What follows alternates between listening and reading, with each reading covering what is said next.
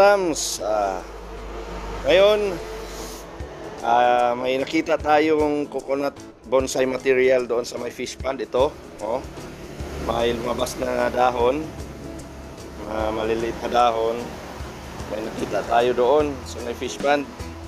So potential to para gawing coconut bonsai. So yun, gawin natin tong bonsai mga kagatlams.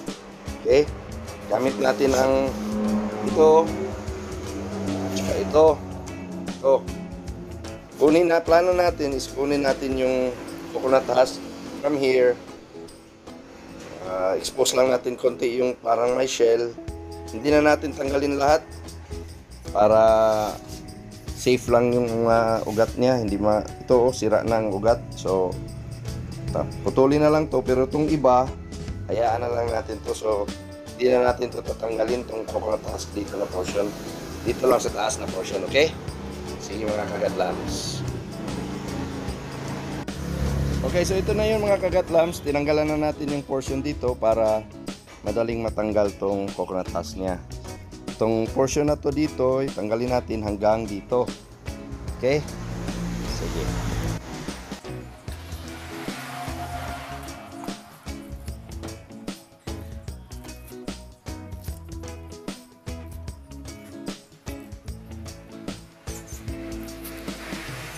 Ito na.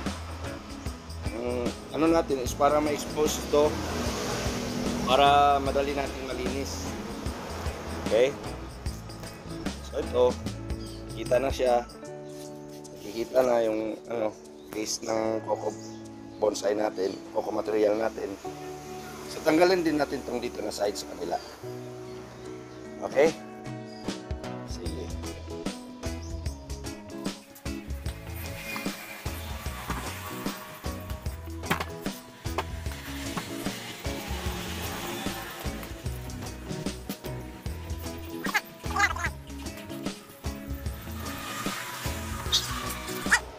So pwede na ito mga kagatlams.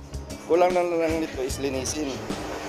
So ano din natin linisin itong portion dito. Yan. So ito linisin muna natin. Okay? Gamit ang scalpel natin. At saka ito. Linisin natin ito para maganda tingnan. Okay? Tagits later. Okay. So ayan. Okay na. Malinis na. Pero kulang pa. Pero at least maganda na tingnan. Okay? So next natin gawin, ilagay natin to sa parang pot niya, sa pot. Okay? Sige. Madali na mga kagatlams. Okay, so nandito na siya sa pot niya, no? May lupa dito, may mga butas-butas. Ilagay lang natin siya dyan. Okay? So dito na siya grow temporarily. Kasi pag lalaki na siya, itra-transfer na naman natin sa mas malaking pot. Temporary lang ito mga kagatlams. Okay, so una natin gawin, tanggalin natin itong coconut na to para mas ma-expose yung dahon niya. Early exposure ng dahon niya para madaling bubukad, no? Madaling bubukad. Sige, tingnan natin later. So may eyeglasses na, makikita na. Una natin gawin is tanggalin natin ang portion na to. Ito tanggalin, sa kabila din, sa kabila diyan sa kabila tanggalin din. Tapos ito mga ito tanggalin natin to.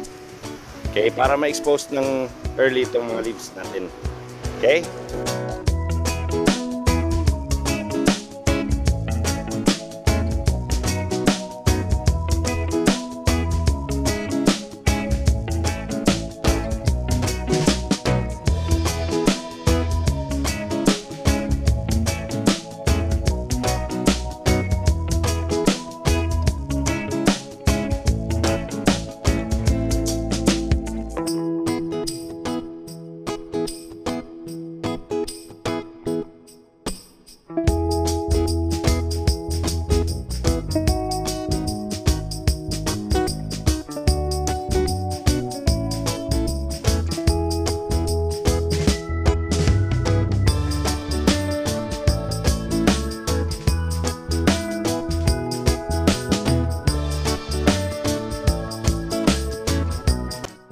na, mga kagatlams. Hindi natin masyado. Kung makikita nyo, oh. Okay. So, exposed na siya. Yan. Ito, exposed na rin. So, 2 leaves na. So, maaga pa lang mga kagatlams. So, hindi nag-focus. Teka. Hindi nag-focus mga kagatlams. Yan. So, maaga pa lang, isi-separate na natin to. Kasi, kinuha na natin yung coconut. Okay. Yan. Hayaan na lang muna natin to. Okay? So, didiligan natin. Tapos, itago natin sa lugar na wala masyadong ng sikat ng araw. Okay?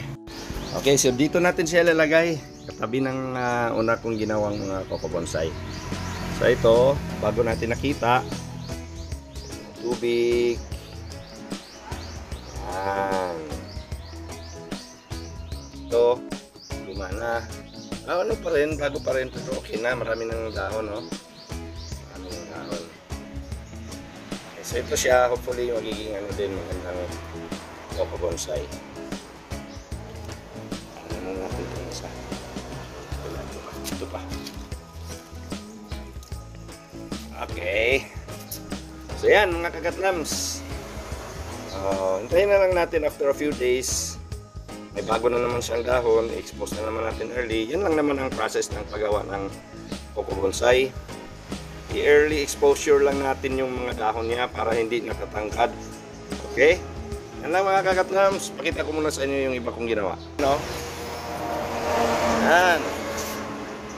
Yan, mga coco bonsai ko. Mga maliliit. Yan. So, mga bago ko pa lang to ginawa, mga 1 month ago. Okay? Okay, bye-bye! I love you, kagatlams! Yan, bye-bye! Thank you for watching. Love you!